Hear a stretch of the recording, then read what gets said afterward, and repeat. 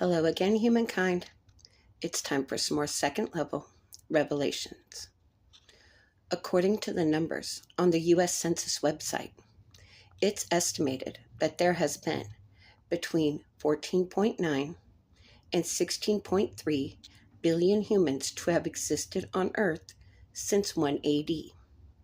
Considering how many more existed in the BC era, it's accurate to say that there has been over 17 billion humans ever, each with their own voice, thoughts, emotions, reactions, actions, and experiences.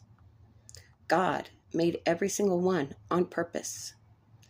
God knows every single thing about every single one of the lives of every human who ever existed or exists now. That is how powerful God is. That is power so much and so great that not one of us mere mortals could ever truly understand it or even imagine it fully. And not one of us has any kind of right or authority to challenge or question it.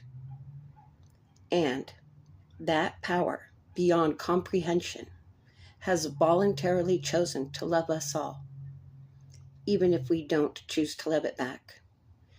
And no matter how many times we have caused that power sorrow by our cruelty to ourselves and each other, and by our hate in all its forms, and by our disbelief in that very power that created us and all we know.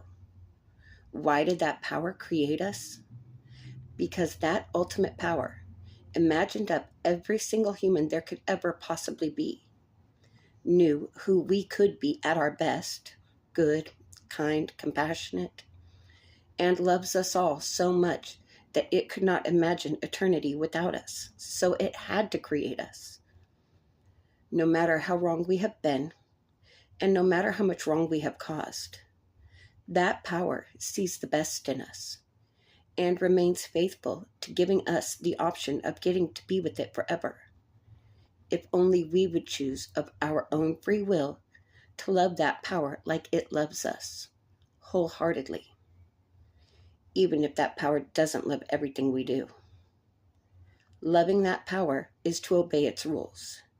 Be kind, be just, and never turn away from that power and into wickedness.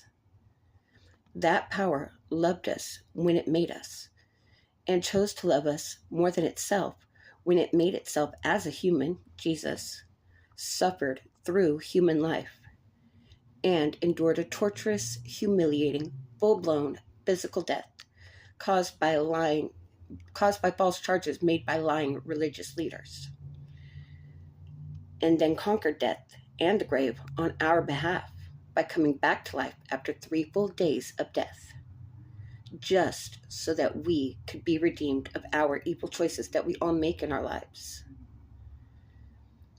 God has given each one of us the ability of free will to choose to love him or not.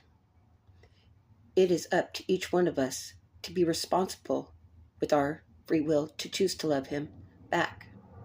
It's all our choice, each for ourselves. That power will not force itself onto any human ever. No matter what bad and horrific things might happen on this earth, nothing could be better or more important than getting all good forever. Seems like a smart choice to choose God. Keep in mind that we all make our choice here and now. Once we die on this earth, it's too late to change who we are. Dear God, many bad things have happened in the lives of almost every human who ever lived. You know that better than we do. How frustrating it must be, I think, to have all the power ever, and yet you cannot let yourself stop all of the bad without taking away our free wills. Despite all our bad, you haven't given up on all of us as lost beyond all hope. You refuse to stop loving us all, even if you don't like everything we do. The words thank you just don't seem like enough. I wish that there were stronger words of gratitude, words that could accurately describe how utterly beyond grateful I feel towards you for your unending love. But words that powerful don't exist. So let me show you my thanks with my life. Out of all the humans who ever lived throughout all of time, I am fully in charge of the entire existence of just one, me, myself. So even if I don't always agree with you on everything, my own choice for my life is that I charge myself to be and remain your servant always. You deserve nothing less, my king. Amen.